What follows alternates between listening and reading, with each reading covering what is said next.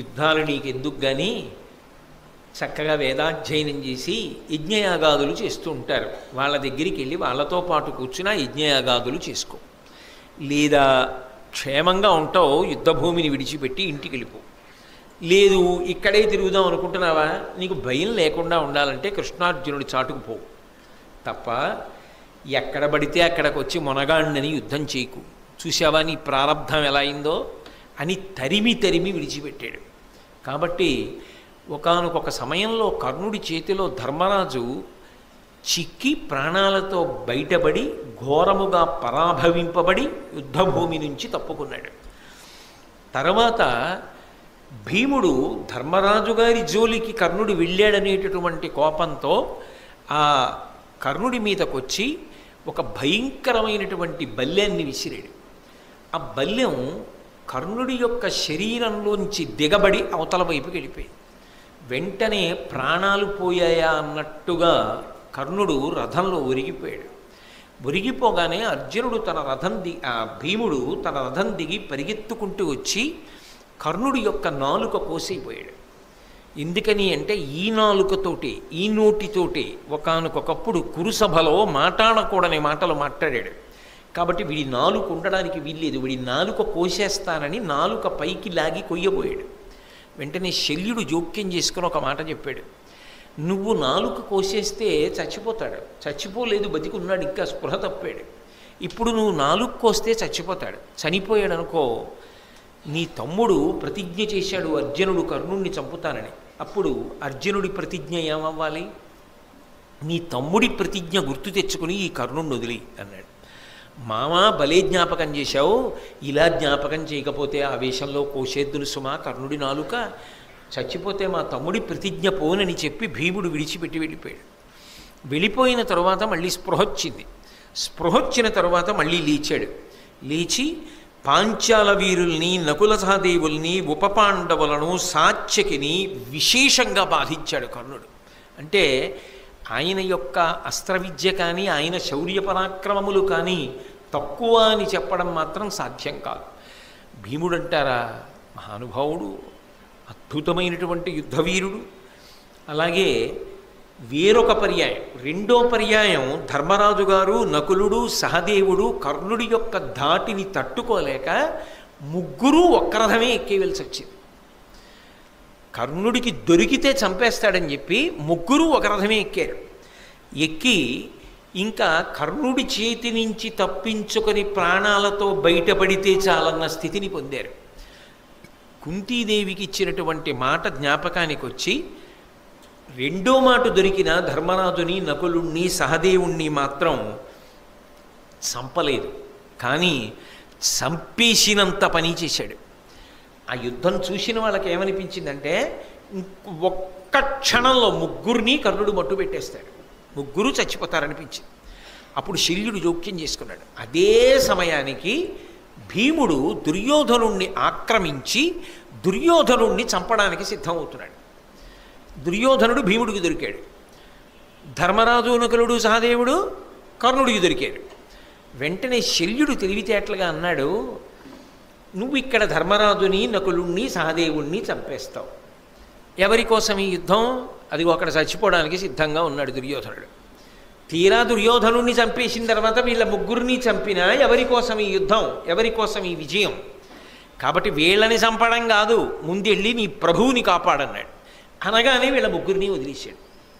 ఎటూ చంపడలేండి, వీళ్ళ ముగ్గురిని వదిలి మళ్ళీ భీముడి మీద యుద్ధం చేసి దుర్యోధనుణ్ణి విడిపించుకునేటటువంటి ప్రయత్నంలో వెళ్ళిపోయి ఆ దుర్యోధనుణ్ణి విడిపించుకున్నాడు.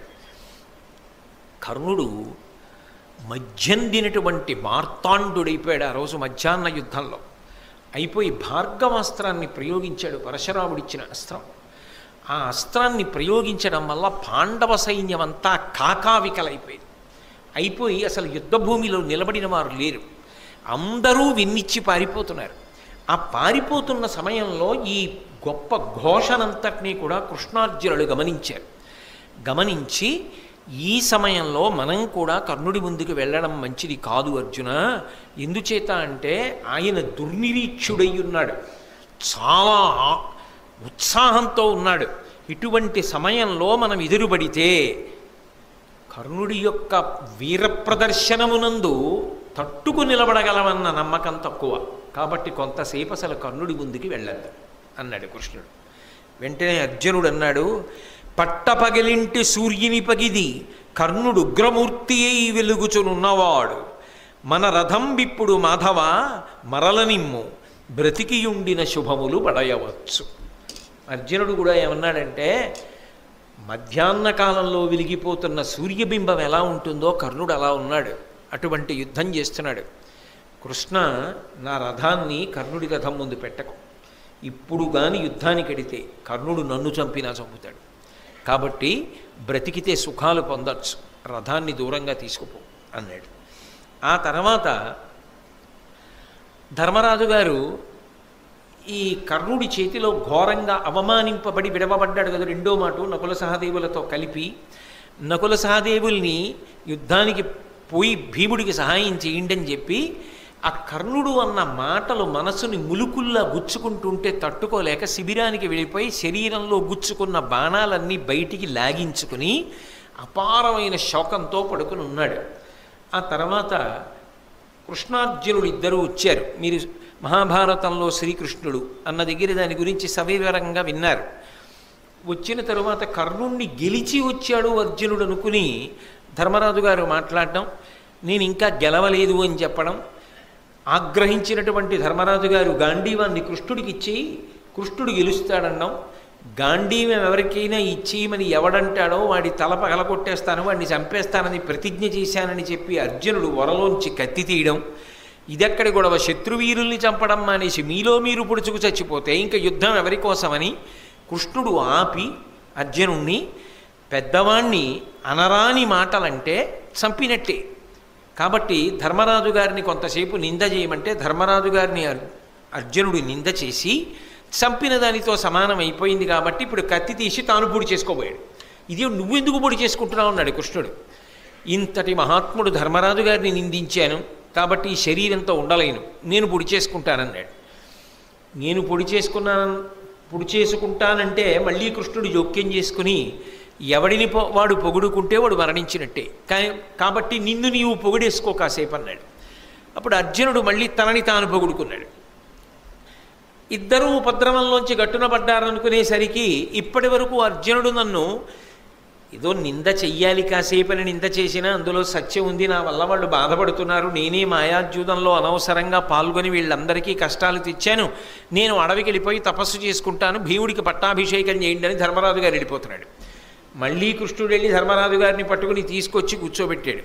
కర్ణుడు కొట్టిన దెబ్బ ధర్మరాజు గారిని శారీరకంగా మానసికంగా బాధపెట్టి అన్ని మలుపులు తిప్పింది కథని. కృష్ణుడు ఉన్నాడు కాబట్టి నిలబడింది పాండవ శిబిరం, లేకపోతే అసలు ఏమైపోనో కర్ణుడి దెబ్బకి ఆ రోజుని.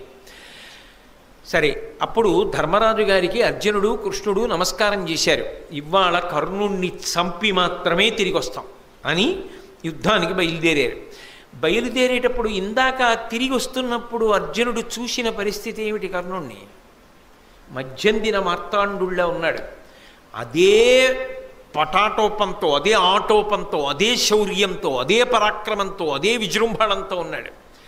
ముందు మానసికంగా అర్జునుడిలో ఒక కక్ష, ఒక పగ బాగా ప్రజ్వరిల్లితే తప్ప కర్ణుణ్ణి చంపి తీరాలనేటటువంటి ఉత్సాహం రాదు. అది కృష్ణ సారథ్యం అంటే. కాబట్టి అర్జునుడితో అన్నాడు, నీ అస్త్రశక్తి ఎంతటిదో అర్జున మరిచిపోయావా?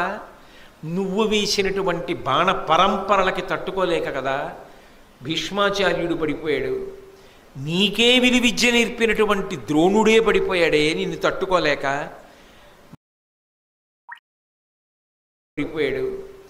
నీకే విలువిద్య నేర్పినటువంటి ద్రోణుడే పడిపోయాడే నిన్ను తట్టుకోలేక, మరిచిపోయావా? మాయాద్యూతంలో మిమ్మల్ని అందరినీ ఒకసారి ఓడించి రాజ్యాన్నంతటినీ కబళించి మీ ఒంటి మీదున్న పైబట్టలు కూడా తీయించి కింద పెట్టించారు.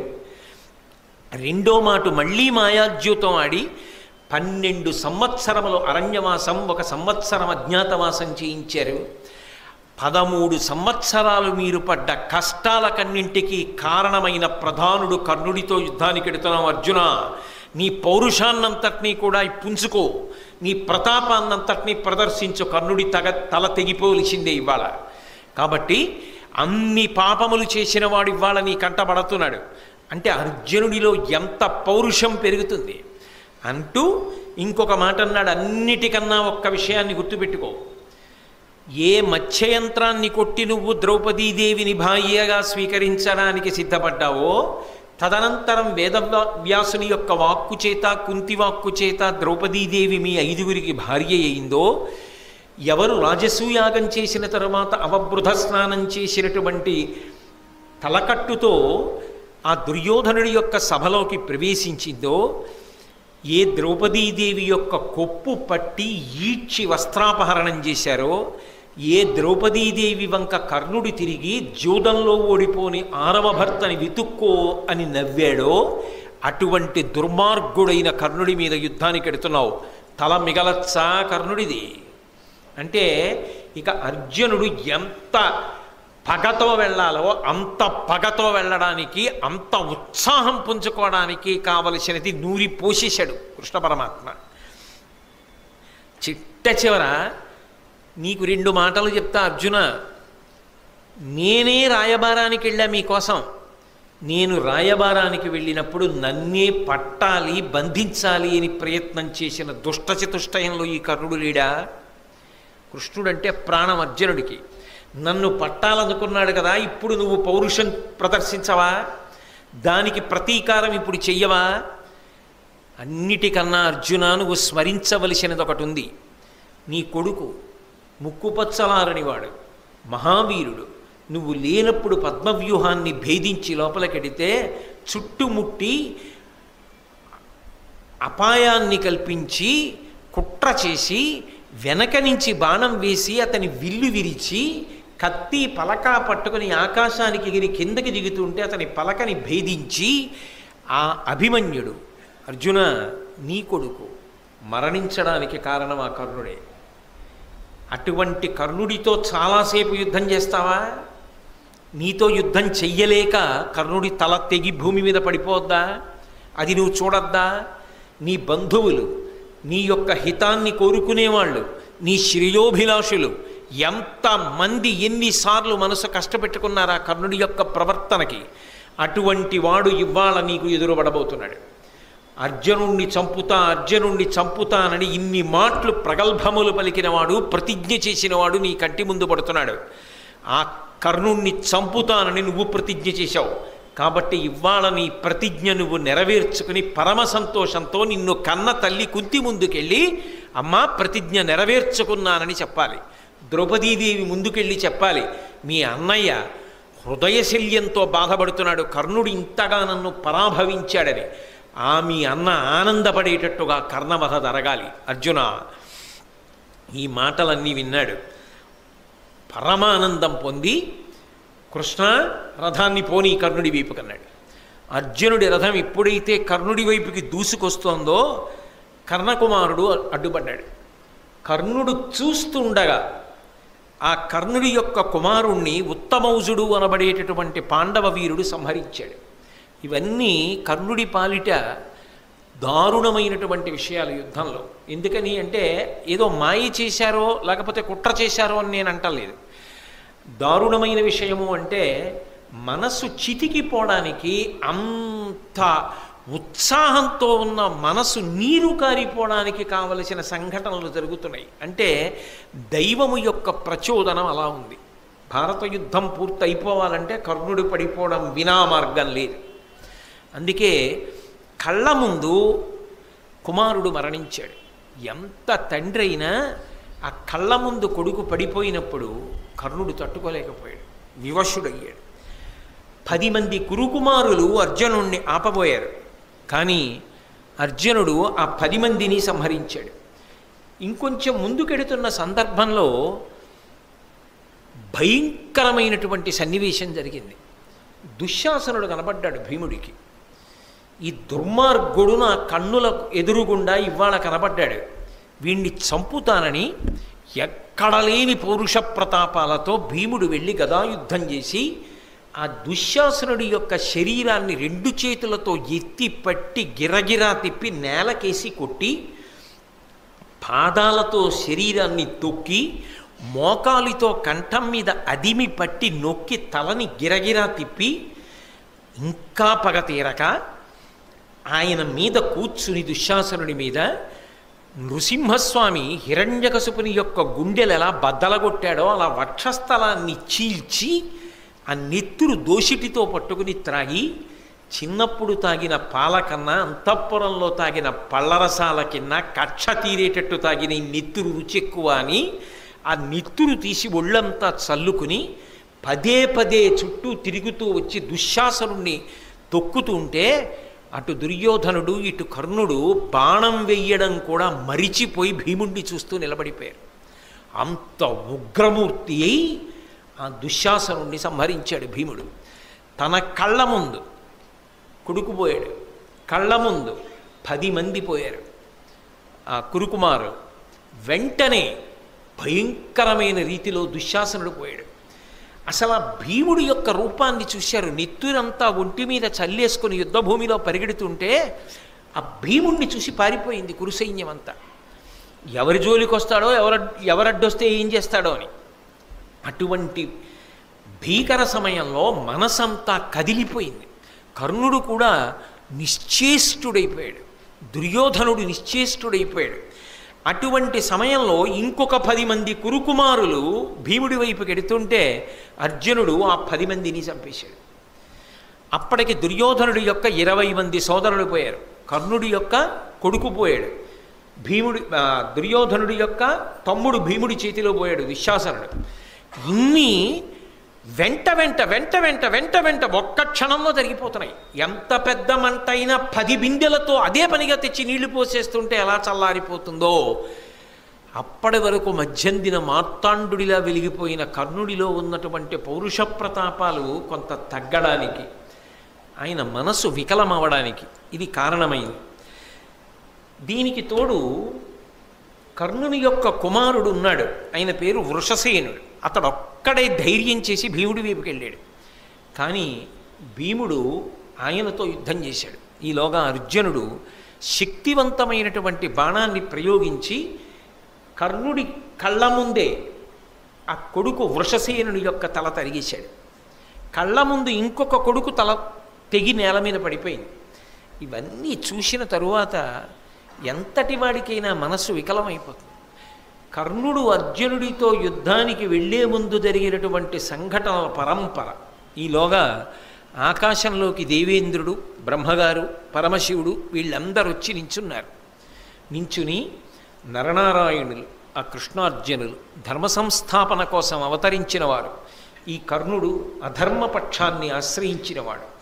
ఆయన యందు సుగుణములు ఉండవచ్చుగాక, కానీ ఈ కర్ణుడి శరీరము నేల పడిపోవుగాక, ఇతడు అర్జునుడి చేతిలో ఓడిపోవుగాక, పాండవులు గెలిచెదరుగాక అని ఏకంగా ఇంద్రుడు, బ్రహ్మగారు, పరమశివుడు పైనుంచి ఆశీర్వచనం చేశారు.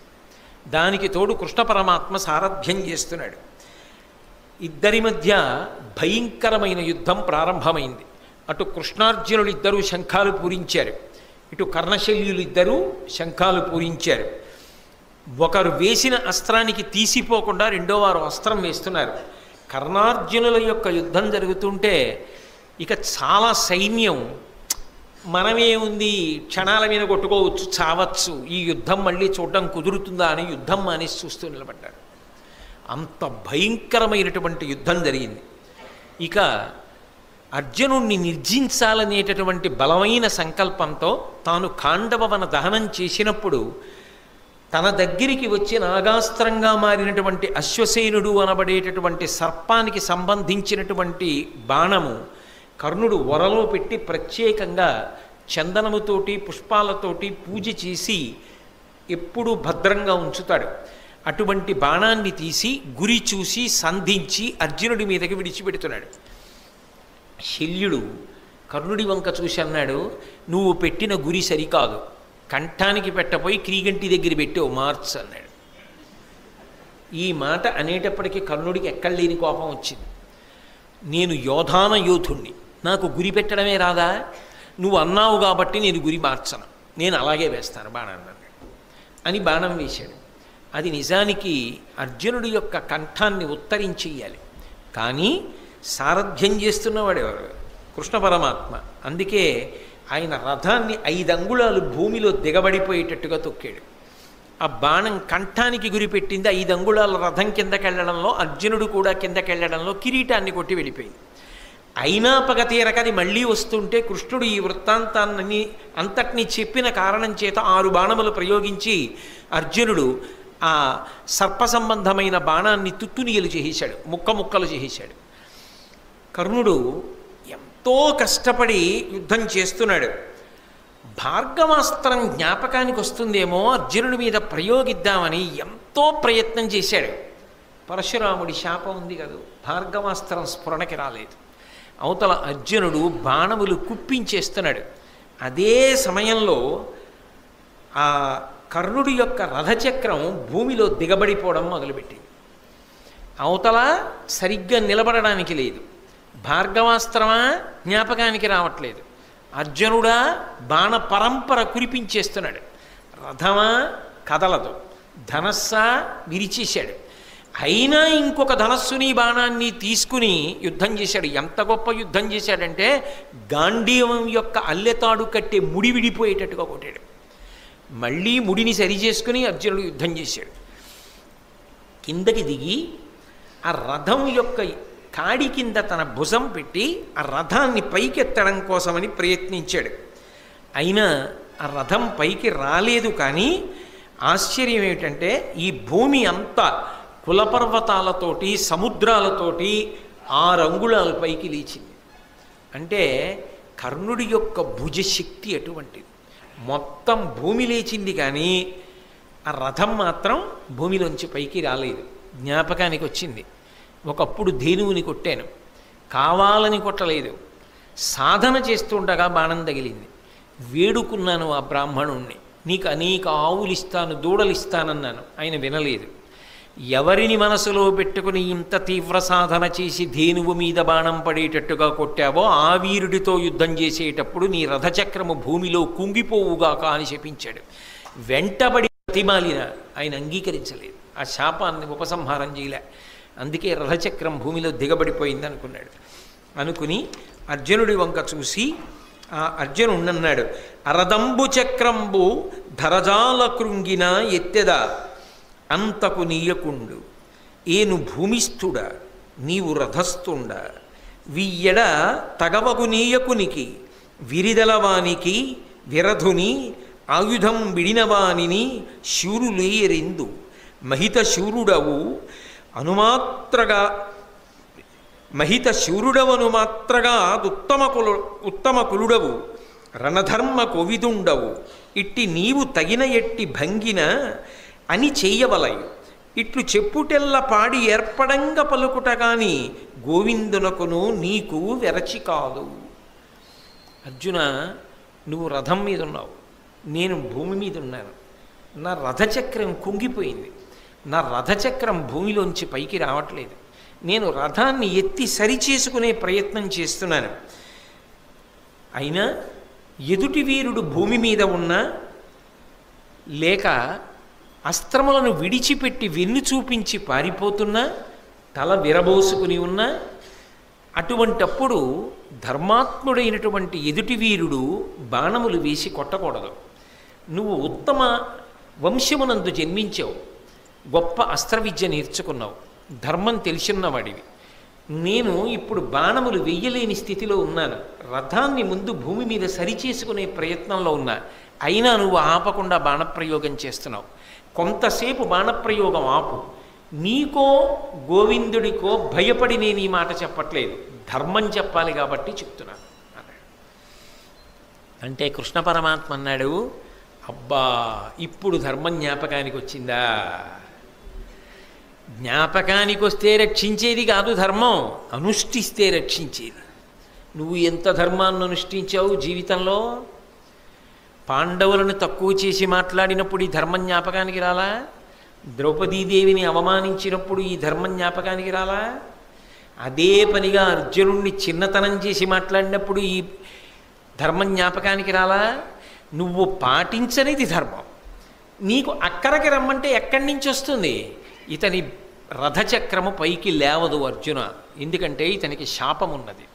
కాబట్టి నువ్వు వేచి ఉండవలసిన అవసరం లేదు. అతని రథము భూమి మీదకి సక్రమంగా వస్తుందనుకుంటే ఆగవచ్చు, అది వచ్చే సమస్యే లేదు, ఎందుకంటే అది శాపం. కాబట్టి బాణప్రయోగం చెయ్యి అన్నాడు. వెంటనే అర్జునుడు ఒక దివ్యమైనటువంటి బాణాన్ని తీసి, ఏను తపశ్చరణంబున దానంబున గురుజనాభితర్పణమున నిత్యాసూన వ్రతశీలుడని నీయు కర్ణు తలత్రించు ఈ శరమనియన్. నేను ప్రతిరోజు కూడా పుణ్యకార్యములు చేసిన వాడనైతే, గురుజనులను తృప్తిపరచినటువంటి వాడనైతే, నిత్యానూన వ్రతశీలుడని నీయు ప్రతిరోజు పుణ్యకర్మలు తప్పకుండా చేసిన వాడనైతే, నేను ఇప్పుడు వేసేటటువంటి ఈ బాణము కర్ణుని యొక్క తలను త్రుంచుగాక అని చెప్పి గాంధీవానికి తొడిగి ఆ బాణాన్ని ప్రయోగించాడు. చరమగిరి నుండి పడియడు తరణికరణి సూతపుత్రు తలవడ కాంతి స్ఫురణోజ్వలంబు అతి సుందరముగు అగు కాయమట్లు ధరణింపడియన్. ఆ అర్జునుడు వేసినటువంటి బాణానికి కంఠం తెగిపోయి ఎంతో అందంగా ఉండేటటువంటి ఆ కర్ణుడి యొక్క తల బంగారు రంగు కలిగినటువంటి శరీరం నుంచి వేరైపోయి నిత్తురు కారుతూ భూమి మీద పడిపోయింది. ఆ శరీరం ఇంకొక పక్కకు పడిపోయింది. అధిప అంతన గనువిచ్చి అఖిల జనలు కనుగొనంగా ఆ యుజ్వల తనువు విడిచిచని సముద్దీప్తమైన తేజంబు వారిజాప్త బింబంబు సొచ్చే అత్యద్భుతముగా. పశ్చిమాద్రిన అస్తమించడానికి సిద్ధపడుతూ ఎరుపు రంగుని పుంజుకుంటున్నటువంటి సూర్యబింబంలోకి కర్ణుడి శరీరంలోంచి ఒక దివ్యమైనటువంటి కాంతి వెళ్ళి కలిసిపోయింది. సూర్యభగవానుడు చూశాట ఆకాశంలోంచి, అబ్బా, నా అనుగ్రహాన్ని పొందినవాడు, నన్ను ఉపాసన చేసినవాడు, నా అంశలో వెలిగినవాడు, భారత యుద్ధానికి కారణమైనవాడు, ధర్మ సంస్థాపనకు నిజానికి పరమకారణమైనవాడు ఇవాళ యుద్ధభూమిలో పడిపోయాడు. తల తెగి నెత్తురు కారుతుండగా అలా పడిపోయాడు. ఎవడు రథం మీద నిలబడి ఉండగా భార్గవాస్త్ర ప్రయోగం చేశాడో, ఎవడు పాండవ సైన్యాన్ని కాకావికలు చేశాడో, వాడు లేని రథం ఇప్పుడు మాత్రం ఆ చక్రం భూమి మీదకి మళ్ళీ మామూలుగా వచ్చేసింది అని. ఎంతైనా మరి కొడుకు కదా కర్ణుడు, కిరణములు చేతులు కదా సూర్యుడికి, తల తెగిపోయినటువంటి కర్ణుడి శరీరాన్ని ముట్టుకున్నాయి కదా, స్నానం చేయాలని సముద్రంలోకి సూర్యుడు దిగిపోయాడా అన్నట్టుగా బింబం అస్తమించింది. ముఖం ఎర్రబడి శల్యుడు ఖాళీ రథాన్ని తోలుకుని దుర్యోధనుడి దగ్గరికి వెళ్ళిపోయాడు. కౌరవ సైన్యం అంతా కాకావికలై చెల్లాచెదరైపోయింది. ఇక దుర్యోధనుడి పరిస్థితి చెప్పడానికి ఏముంటుంది? కర్ణుడితో వెళ్ళిన రథం, ఆశలు పెట్టుకున్న రథం కర్ణుడు లేకుండా ఒక్కటే తిరిగి వచ్చేసింది. అప్పుడు అన్నాడు శల్యుడు, ఇప్పటిదాకా ఎక్కడా చూడలేదో ఈ దుర్యోధన ఇటువంటి యుద్ధం. ఏమి యుద్ధం చేశాడయా కర్ణుడు? మనుష్యులు ఏమిటయా, దేవతలు వచ్చి ఆకాశంలో నిలబడి చూశారు ఆయన చేసిన యుద్ధాన్ని.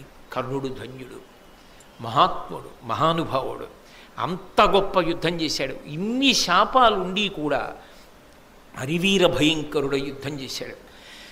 అన్నిటికన్నా గొప్ప విషయం ఏమిటంటే ఆయన చేసిన యుద్ధానికి కృష్ణార్జునులు కూడా తెల్లబోయి తడబడ్డారు.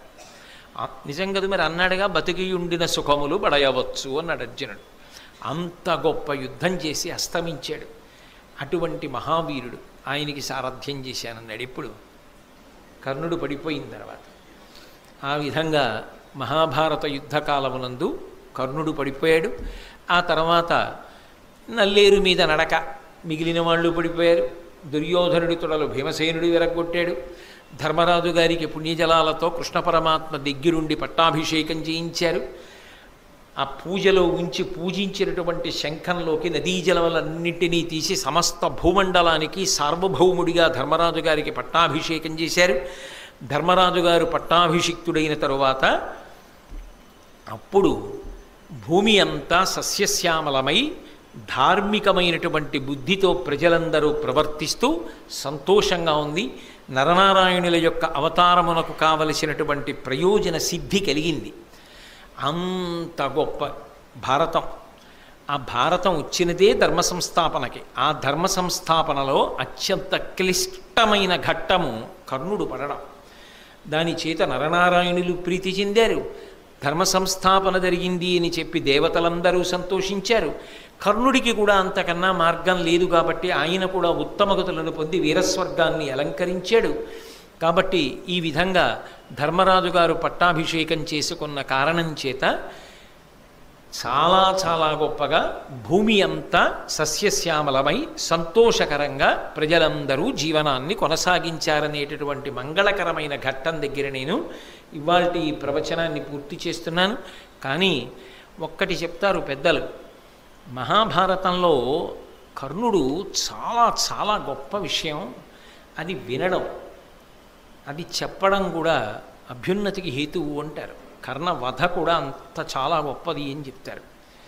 చాలా ఆశ్చర్యకరంగా ఇవాళ నేను కర్ణవధ చెప్పాలి అని తెల్లవారు కట్టలేచి అయ్యో కర్ణుడు పడిపోవడం చెప్పాలి, ఇవాళ కర్ణుడు పడిపోవడం చెప్పాలి అని మానసికంగా సిద్ధపడుతున్నా. ఎందుకంటే అటువంటి క్లిష్టమైన విషయం చెప్పడం నాకు బాధాకరమే. నేను సభలో పంచుకోలేను. కానీ మహాభారతము ఎంత శక్తివంతమైనదో నాకు ఇవాళ అనేక సందర్భాల్లో నిరూపణమైంది. నేను అటువంటి సందర్భాలు జరిగినప్పుడు నా భార్యని పిలిచి చూపించాను కూడా. చూసావా మహాభారతం ఎంత శక్తివంతం, ఎంత ఆశ్చర్యకరమైన విషయాలు జరుగుతున్నాయో చూసావా అని నేను నా భార్యతో పంచుకున్నాను. అంటే ఇవాళ నేను ఎప్పుడూ రానివాడిని సభకి ఆలస్యం అయ్యానంటే నా ప్రమేయం లేకుండా ఇవాళ చాలాసేపు గోశాలలో ధ్యానమందిరం దగ్గర కృష్ణ భగవానుడి దగ్గర నన్ను అట్టిపెట్టిన తరువాత పరమాత్మ ఈ ఘట్టాన్ని పూర్తి చేయడానికి పంపించాడు. అంటే అది సామాన్యమైన ఘట్టం కాదు. మహాభారతంలో కర్ణుడి పాత్ర పరిశీలనం అంత గొప్పది అని పెద్దలు ఎందుకు చెప్తారో స్వానుభవంలో నాకు అర్థమైంది. ఇది నేను కేవలంగా ఈ విషయాలు సభలో పంచుకోలేను. కానీ కొంతవరకు మీరు ఆ నమ్మకం కలిగిన వారు, ఆ సద్బుద్ధి కలిగిన వారు కాబట్టి ఈ రెండు మాటలు చెప్పకుండా ఉండలేక చెప్పాను. ఈసారి ఫిబ్రవరి 27వ తారీఖున ప్రారంభం చేసినటువంటి భారత ప్రవచనం ఇవాల్టితో పూర్తయిపోయింది.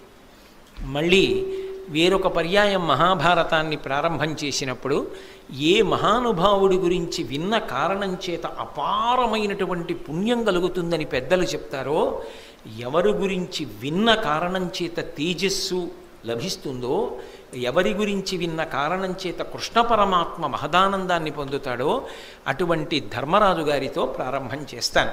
మళ్ళీ మహాభారత ప్రవచనం ఎప్పుడు ప్రారంభం చేస్తాను అన్న విషయాన్ని నేను ఇప్పుడు ప్రకటించలేను. కానీ ఆ తేదీ ప్రకటింపబడవలసిన సమయం ఆసన్నమైనప్పుడు గోపాలకృష్ణ గారు దాన్ని మీకు అందరికీ అందుబాటులోకి వచ్చేటట్టుగా చూస్తారు. కాబట్టి ఇవాల్టితో ఈ ప్రవచనాలు పూర్తి చేసినట్టు. మంగళాశాసనపరై వేదాచార్య పురోగమై సర్వైశ్చ పూర్వైరాచార్యై సత్కృతాయాస్తు మంగళం. మంగళం కోసలేంద్రాయ మహనీయ గుణాత్మనే చక్రవర్తి తనూజాయ సర్వభౌమాయ మంగళం. ఉమాకాంతాయ కాంతాయ కామితార్థప్రదాయినే శ్రీగిరీశాయ దేవాయ మలినాథాయ మంగళం. సర్వం శ్రీ ఉమామహేశ్వర పరబ్రహ్మార్పణమస్తు. స్వస్తి.